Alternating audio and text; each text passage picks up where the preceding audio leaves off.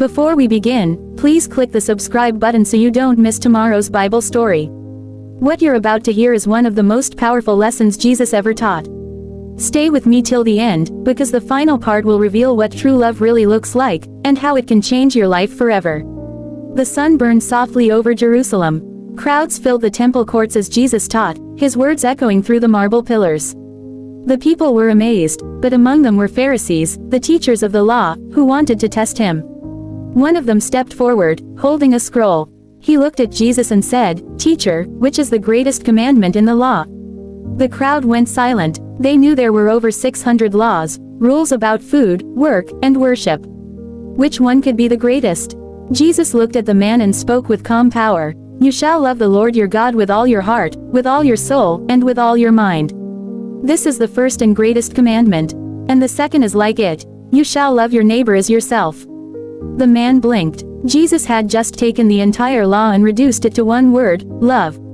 Later that evening, Jesus and his disciples sat under the stars. Peter asked, "Master, what does it really mean to love our neighbor?" Jesus smiled gently and said, "Let me tell you a story. A man was traveling from Jerusalem to Jericho, a dangerous road filled with thieves. As he walked through the rocky path, bandits jumped out and attacked him. They beat him, stole his money, and left him half dead on the road.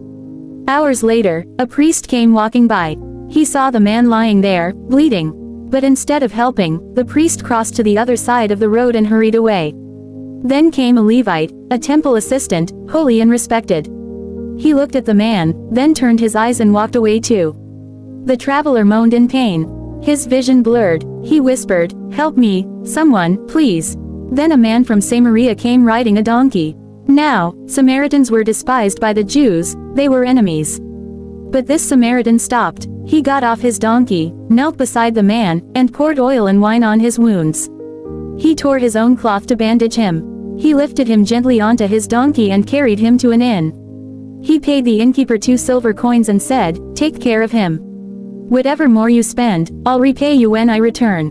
Jesus paused and looked at his disciples. Then he asked, "Which of these 3 do you think was a neighbor to the wounded man?" Peter whispered, "The one who showed mercy." Jesus nodded and said softly, "Go, and do likewise." The crowd around Jesus that day was silent.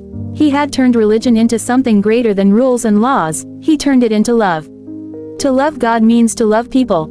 To love your neighbor means to show kindness even when it's hard, to forgive even when it hurts, and to help even those who don't deserve it. Love is not a feeling, it's an action. It's feeding the hungry, helping the weak, forgiving the guilty, and praying for those who hurt you.